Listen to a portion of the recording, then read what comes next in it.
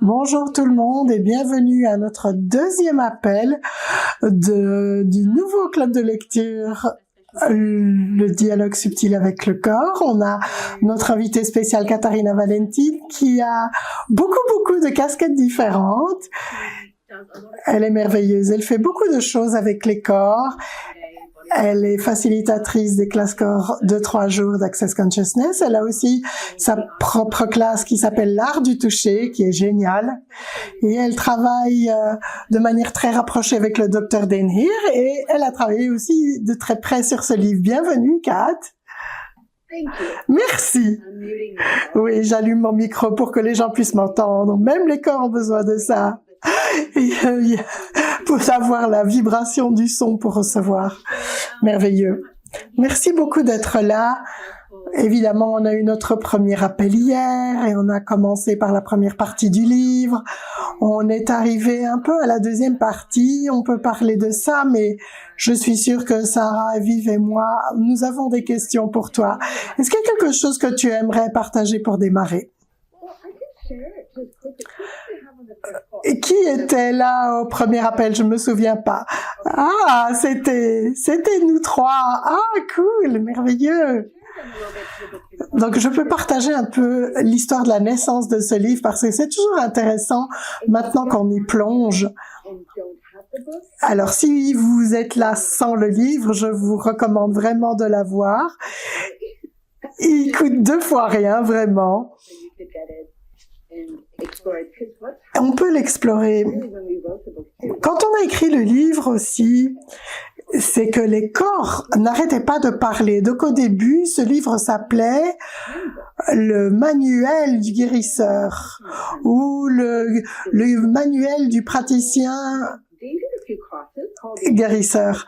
Et donc, Dain avait fait une série d'appels comme ça pour les combiner avec les outils d'Access dans sa pratique de chiropraxie et son expérience en travaillant sur les gens et montrer que tout cela s'appliquait dans toutes sortes de circonstances de pratique. Et puis, il a fait une formation en ligne qui était en Australie d'ailleurs. Je pense que vous pouvez toujours l'acheter. Oui, vous pouvez toujours l'acheter, pardon. Je crois que c'est une formation de 15 vidéos et elle est géniale. Et puis, on a pris toutes ces classes et ces formations, on les a transcrites et on a créé ce livre. Et ce qui était vraiment cool, c'était la façon dont les corps parlaient tout le temps. C'était clairement un appel des corps. C'était génial de voir que quand on commence à travailler sur quelque chose, ça devient sa propre entité. C'est comme ça pour tout, n'importe quelle classe, quel livre. Et puis, quand vous commencez à explorer, ça devient sa propre entité. Donc, ça tire des choses d'un peu partout. Donc, durant la période où on a travaillé sur ce livre, c'était tellement fascinant pour moi parce que c'était pas juste ce dont il avait parlé en classe. C'était pas juste les vidéos. C'était des choses qui appelaient de partout et qui voulaient être dans le livre. Il y a une partie du livre que je ne suis pas sûre que vous y êtes arrivé, c'est le chaos et les corps. C'est un peu plus loin dans le livre. Je me souviens qu'on avait tellement d'exemples de collègues, d'amis, de gens sur qui on avait travaillé, de comment les corps utilisent le chaos. Et c'est quelque chose que j'ai appris de Simone, que beaucoup d'entre vous connaissent, de laisser son corps se réarranger après une opération. Et ça a créé comme un trou dans son corps, parce que le corps était ordonné, si vous enlevez quelque chose, il y aurait un trou, n'est-ce pas? Mais le corps ne fonctionne pas comme ça. Le chaos, c'est une grande partie de comment notre corps fonctionne. Il y a un mouvement continu et il prend soin de lui-même si on le laisse faire. Et après avoir écrit le livre, je crois qu'il a été publié en 2021. Je crois qu'il est sorti en 2021. Après ça, il y a tellement de choses qui se sont présentées et donc le livre commence à devenir une exploration pour vous. Si vous allez à la classe, vous avez une plateforme encore plus large pour explorer.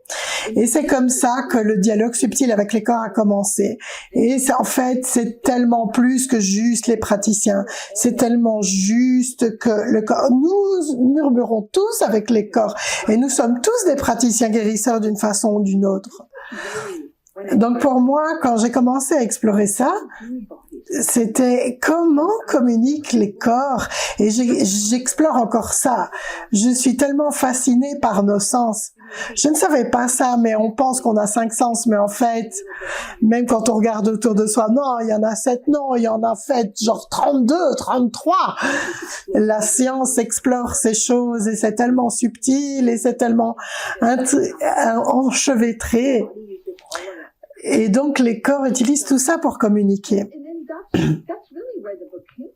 Et c'est vraiment de là que le livre est né. C'est pas un livre où on s'est assis pour l'écrire, c'est un livre qui est venu de la co-création avec les participants des classes, avec les collègues qui ont contribué, des conversations qu'on a eues, et tout ça a été versé dans ce livre. Et ça crée un point de départ pour votre dialogue subtil avec les corps. Est-ce que je peux te poser une question? Oui. Donc pour toi, voir la transition de la force vitale du livre, comment le livre est devenu une classe? C'était comment ça? Une fois qu'on a eu le livre, je pense que c'est la première classe, c'était similaire à ce qu'on a fait quand on a changé le livre Sois toi et change le monde. On a fait une classe pour le lancer en fait, pour prendre le livre et plonger plus profondément dedans et capter les consciences des gens. Et voilà, cette classe 15 ans après est toujours là, Sois toi et change le monde. Donc depuis 2011, voilà. Mais le livre, le dialogue subtil avec le corps, la première classe qu'on a faite, je pense à nouveau que l'idée, c'est que on ne savait pas si on allait continuer à les faire. Donc, on a pris le livre comme point de départ pour plonger dans la classe. Et une fois qu'on a fait ça, c'est une super question parce que une fois qu'on a fait ça, chaque fois qu'on fait une de ces classes, Dane a l'occasion d'explorer ce qui est disponible sur le moment. Et c'est vraiment, ok, qu'est-ce qu'on est prêt à recevoir? Je postais par rapport à ce club de lecture, est-ce qu'il y a plus de disponible? Non, c'est que la communication qu'on a avec les corps change continuellement. Et donc, pour l'instant, dans Access, on regarde les structures, les personnalités. Et donc, on regarde ce qui est disponible qu'on peut recevoir maintenant. Et avec le livre, c'est tout plus pertinent que jamais. Et cette classe tire l'information et les outils qui sont dans le livre et ajoute ce qui est disponible maintenant. Qu'est-ce que les corps peuvent nous murmurer qu'on peut recevoir maintenant et qu'on n'avait pas pu recevoir auparavant? Et au moment où le livre a été écrit. C'est pas qu'on fait le livre ou la classe, c'est plutôt, si vous voulez prendre plaisir à cette conversation, si vous avez aimé le livre, la classe vous permet d'explorer ce qui est disponible là, ici, maintenant, avec votre corps et vous. Je pense que c'est pour ça que ces classes sont tellement uniques, c'est très difficile de les comparer les unes avec les autres. Elles sont tellement différentes. Et je me souviens, l'une des premières qu'on a faites, je pense pas que c'était la première, mais peut-être la deuxième ou la troisième, c'était à Mexico. C'est là que Dane a découvert qu'il n'était pas obligé de faire des classes de 9h30 jusqu'à 22h le soir. Et son corps, en gros, littéralement, a fait tomber les choses et il y a eu un accident de camion qui a fait qu'il n'a pas pu retourner à la classe après-midi. Et donc, il a vraiment découvert la puissance de la détente. Ok, si on n'a pas besoin de pousser, de faire force, qu'est-ce que les corps peuvent recevoir de toute façon, d'une façon totalement différente, qui ne va pas nécessairement passer par la parole ou... Est-ce que c'était ça ta question, Viv? Oui, c'est magnifique. Est-ce qu'il y a une partie du livre que tu aimerais partager avec nous, qui te parle particulièrement? J'ai regardé la deuxième partie et le chapitre qui suit.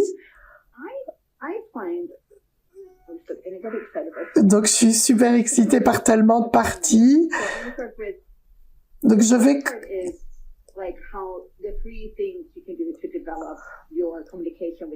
Les deux choses qu'on peut faire avec son corps. S'il vous plaît, vérifiez ça. 3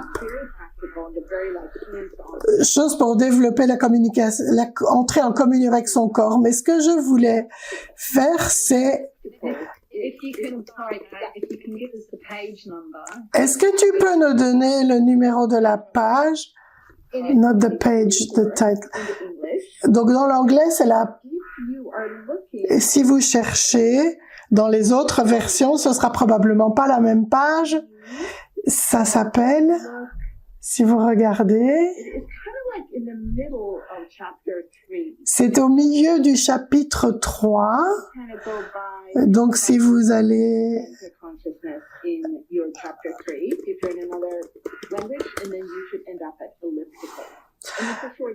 C'est un truc très court. Est-ce que je peux démarrer? Donc, il s'agit du jugement dans le corps. Et je trouvais ça une description vraiment... Donc, vos cellules, quand elles sont saines, ont une structure sphérique. Comme toute sphère, elles sont ouvertes et absorbantes et elles font ce qu'il faut pour nous permettre de continuer à fonctionner de manière optimale et de rester à l'abri de la maladie, et elles font bien leur travail. Ces dernières années, des scientifiques ont découvert que la structure sphérique de la cellule est menacée et transformée par les pensées, les sentiments et les émotions. Nos jugements et points de vue peuvent réellement altérer la matrice énergétique d'une cellule, de sorte qu'au lieu d'être sphérique, elle devient elliptique. Et l'enjeu est le suivant. Une structure cellulaire elliptique est, d'après les scientifiques, la base de la maladie, en particulier des raideurs, des douleurs et toute autre représentation physique, ainsi que psychologique. Saisissez-vous la portée de cette découverte, les jugements qui sont en nous, qu'ils aient été émis par nous-mêmes ou par autrui, nous reviendrons dessus plus en détail plus loin dans ce livre, s'intègrent à nos cellules, à notre corps et se manifestent sous la forme de maladies. Les jugements font du mal à notre corps, mais la bonne nouvelle, nous avons aussi les clés pour remédier à cela et nous faire du bien. Le remède est encore et toujours la conscience. Elle favorise chez vous-même, comme chez les personnes sur lesquelles vous travaillez, des prises de conscience. Et ainsi, en les débarrassant du facteur jugement, vous les libérez littéralement de ce qui les empêchait d'avancer.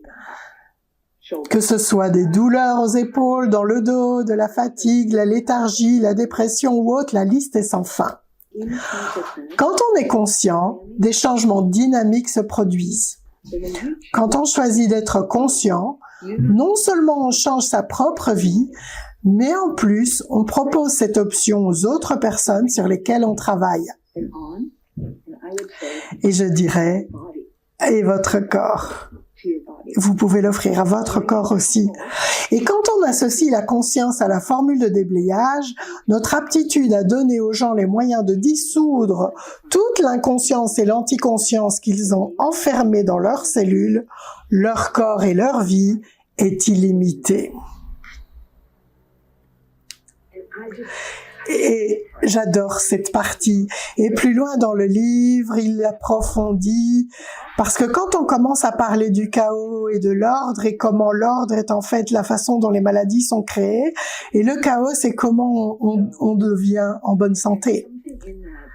Il y a quelque chose là-dedans, quand on choisit la conscience, non seulement on change sa vie, mais on change son corps et le corps des autres aussi. Merci beaucoup. J'adore. Ça a l'air d'être énorme dans même ces quelques paragraphes que tu as lus. Oui, 1 page et demie. Mais il y a aussi de la simplicité là-dedans. Cette chose de, tu sais, je regardais ce livre surtout ces derniers jours en prévision de la série, mais j'ai vraiment ça comme un livre, un manuel pour avoir un corps, pour avoir une vie sous cette forme avec notre corps. Et peu importe ce qui se passe, on pourrait littéralement l'ouvrir à 1 page et commencer à lire. Et il y aura un niveau de simplicité là-dedans qui contribuera tellement à ce qui se passe pour vous, peu importe ce que c'est. Et donc pour les gens qui ont des trucs qui se passent autour de vous,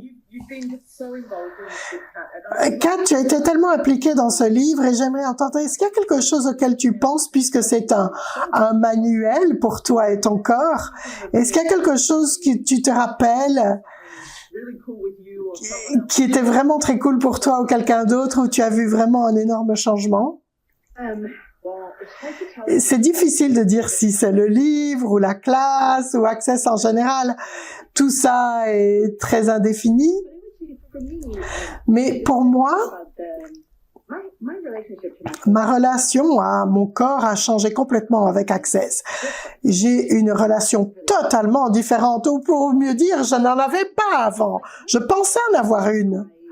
C'est pas comme si, en fait, j'en avais une.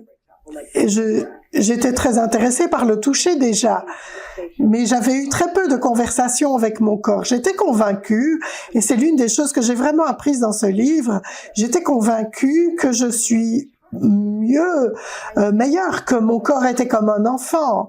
Donc je googlais quelque chose et je trouvais quelque chose qui serait bon pour mon corps. Ça vient vraiment du jugement, des réalités présumées, tout ça. Mais la façon dont je parle à mon corps est légèrement, non, c'était tellement supérieur. Ok, tu veux ça, mais si on fait ça, ça va aider. Mais ça, c'était fait. On n'était pas égaux. C'était pas un truc 50-50. Si je voulais prendre soin de mon corps, je le faisais comme avec mes enfants, mon chien, ma maison. L'un des changements majeurs qui est sorti du travail avec ce livre, c'est si je veux communiquer avec mon corps, il faut que je permette à mon corps d'être un partenaire sur pied d'égalité et de vraiment lui demander pour tout ce qui le concerne. Donc, les 3 étapes. La première, c'est de réaliser, et on peut plonger plus dans le livre, mais réaliser que vous êtes un être infini et le corps est à l'intérieur de vous et l'être est tellement plus grand. Ça veut dire que votre corps, c'est l'organe sensoriel pour expérimenter la vie. Ça veut dire que le corps a toutes les informations depuis les sens. Le corps est vraiment l'expert pour tout ce qui est sensoriel. Donc, l'une des choses que j'ai commencé à faire, et surtout ces derniers temps, j'étais vraiment époustouflée quand j'ai réalisé que même dans mes questions, j'ai réalisé que très souvent, je commençais par une conclusion. Par exemple, disons, l'heure de midi arrive, enfin, peu importe l'heure à laquelle vous avez l'habitude de manger à midi. Et Cor, qu'est-ce que tu aimerais manger? Il y a déjà une conclusion dans cette question même, parce que vous avez déjà décidé que c'était l'heure de manger, Cor. Maintenant, on va manger. Qu'est-ce que tu veux? Donc, je vais te dire ce qu'on va manger, parce que c'est ça que j'ai décidé qu'on faisait à cette heure-ci. Donc, mon contrôle, peu importe ce à quoi je suis entraînée. Mais si le corps ne décidait pas de manger à cette heure-là, donc je pratique beaucoup le fait d'élargir mes questions. Donc, ça pourrait être « Hey corps », même si vous allez à « Qu'est-ce que tu requiers ?» Il y a déjà une conclusion, c'est que le corps requiert quelque chose. Mais si vous dites « Hey corps, est-ce que tu requiers quelque chose ?» On vient de finir ceci. Est-ce que tu requiers quelque chose? S'il dit oui, ok, qu'est-ce que tu requiers? Ça pourrait être du soleil, d'une randonnée, juste aller marcher. Parce que nous sommes tellement conclusionnels dans la façon dont nous communiquons avec le corps à partir du jugement. Et les corps ne font pas ça, mais en plus, ils ne font aucune conclusion et ils sont tellement pas systématiques. Ils décident des choses différentes pour les vêtements, les choses qui leur font plaisir chaque jour.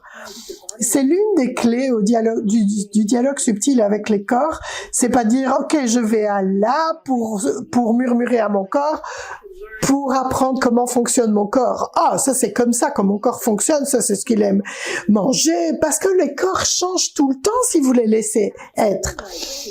Donc, c'est chaotique, c'est une conversation mouvante. Ça, c'est l'une des choses qui a le changé le plus pour moi avec Access, le livre et la classe Dialogue subtil avec les corps. Mais je constate partout que c'est quand vous commencez à ne pas fonctionner à partir des structures et que vous retirez ça, si vous pensez que votre vie est littéralement basée sur toutes les structures que vous avez décidées et que vous commencez à défaire les structures, vous commencez à explorer à quel point vous changez tout le temps. Le corps est en mouvance permanente chaque jour. Donc ça rend la question la plus large possible. C'est l'une de mes histoires de changement les plus super. Je ne traduis pas le suédois, hélas, donc je ne sais pas ce que Katharina raconte. Désolée. Les traducteurs n'avaient pas besoin de traduire ça. Voilà, c'était en suédois. J'ai un jardinier ici. Ok, où est-ce que j'en étais? Ah oui. Donc c'était ce qui a amené le plus grand changement. Donc ce que je commence à remarquer, une fois qu'on entend ça, on ne peut pas le désentendre. C'est ok, je suis allée à la conclusion là. Ah, je suis encore allée à la conclusion et encore. Et donc on prend un peu de recul et ok, élargissons un peu ici. Et voyons ce qui se présente. Donc, il y a eu tellement de choses qui ont changé dans mon corps.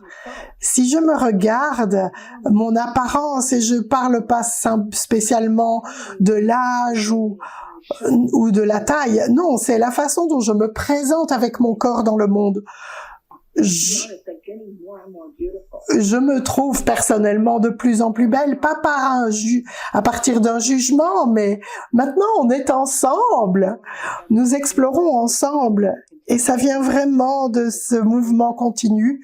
Et je vois que les gens autour de moi, quand je regarde les gens qui utilisent ces outils, et quand on utilise le dialogue subtil avec le corps, je ne vois pas les gens plus fatigués et déclinants, non. Je vois des gens et des corps prendre vie. Et ça, c'est la chose la plus magnifique que je connaisse.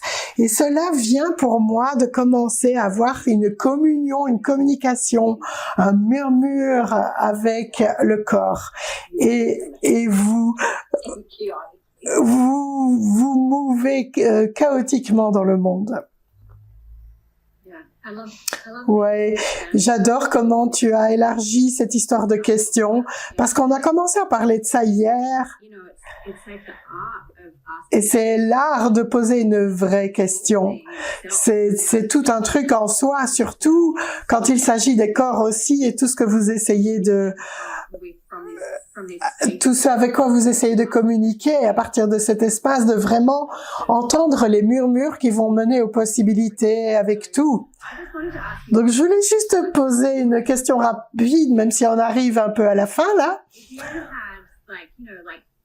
Si tu avais 2, 3, 4 mots sur ton corps spécifiquement, que tu as découvert sur ton corps en jouant avec ça, qu'est-ce que ce serait?